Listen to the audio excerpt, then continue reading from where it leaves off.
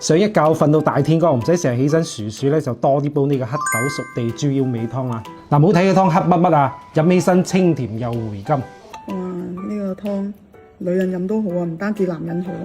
滋陰陰仲可以補下啲紅色嘢嘅。係啊。一到咁上下年紀咧，成日腰骨咧都赤痛，瞓覺時咧就囉囉攣，毛毛咧都離家出走嘅。呢時候咧記得要食多黑色嘢。呢湯嘅主角咧就係呢個九蒸九曬嘅熟地。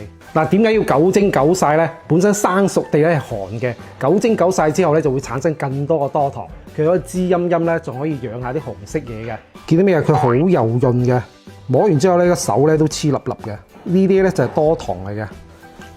食起身咧仲甜甜地，如果你冇時間煲湯咧，你仲可以咁直接食都得噶，每日食一粒嚇。除咗熟地之外咧，仲有我哋嘅黑豆，再加一塊理氣嘅陳皮，再加啲麥冬咧就補而不燥啦。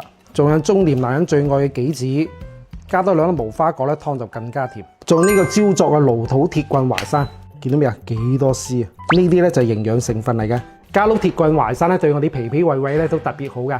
燉完湯之後咧都好粉落，好好食啊！仲有我哋嘅豬腰尾以形補形。處理豬腰尾咧都好簡單嘅，先將佢一開二言，將啲白色嘅腎纖維囊咧切走佢，因為充滿尿騷味嘅呢個。嗱，片到咁乾淨咧仲未夠啊！我哋放少少鹽，真係生蠔生曬鹽啊！然後再將佢合埋，捽一捽佢，將血水咧同埋騷味咧逼出嚟，再用清水沖洗多一次咧就 OK 啦。再將佢切大塊咧就 OK 啦。再洗到個白雪雪咧就 OK 啦。燉湯想快出味咧，將佢切薄片，佢唔會硬骨骨嘅，好柔潤、好軟糯嘅。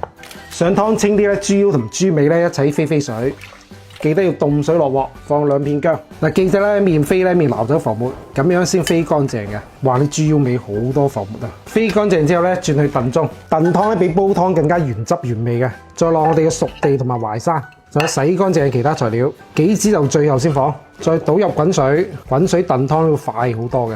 見到未啊？啲熟地嘅預滾水已經出顏色啦，爭啲唔記得咗放黑豆，吸蓋大火燉佢2個鐘，燉咗2個幾鐘啊！燉湯比煲湯咧清好多嘅。哇！你唔好睇黑卒卒喎，全部精華營養所在嚟嘅。最後先落杞子，調味咧落少少鹽，真係廣東人先知呢個湯含金量啊！飲起身清甜又回甘。燉完湯嘅豬腰同豬腰尾咧都好好食，一啲都唔會騷嘅。或者熟地咧九蒸九曬過嘅，燉完湯之後咧都可以食啊，好甜嘅。呢排喵媽咧成日話瞓唔好，雜不咁俾佢試下先。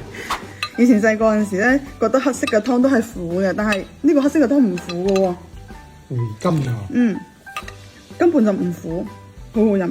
你呢個係咪熟地啊？係啊，九蒸九曬嘅熟地啊！哇！呢個湯女人飲都好啊，唔單止男人好啊。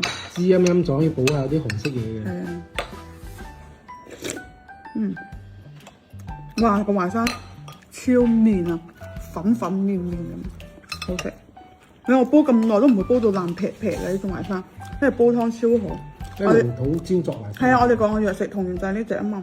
我最中意食嘅豬尾，骨膠原滿滿嘅，燉完湯啲豬腰咧都變到好粉啊，一啲都唔會騷啊！唔好見到個黑乜乜咧，會覺得啲湯係苦喎。啲熟地咧九蒸九曬過咧，會變到有少少微甜嘅，冇苦味嘅，好好飲，大家快啲試下。